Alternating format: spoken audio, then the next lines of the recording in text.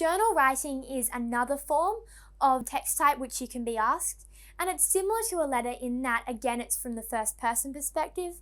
However, this is a little more personal and a little more detailed because obviously a journal is something you write for yourself and not for someone else.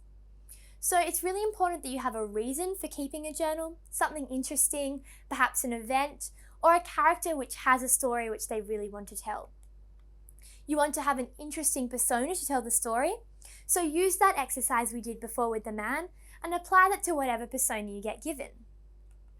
You then want to give a sense of reflection and judgment of events, not just recording them.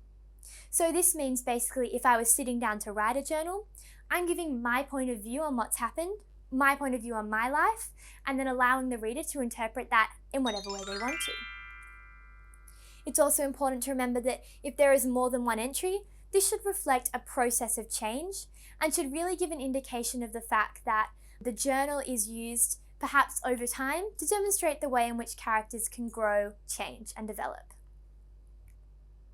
Structuring a journal, also really important that you use the right structure.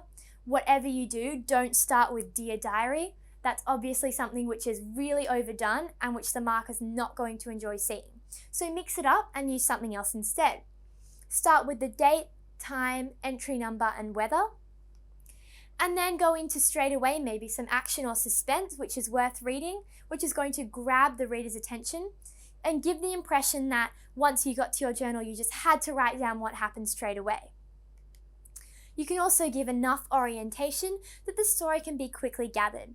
So give a bit of background information on the lives of your characters, who they are, what their friends are, what's been happening to them recently. Just briefly, enough to orient the reader to the life of your persona.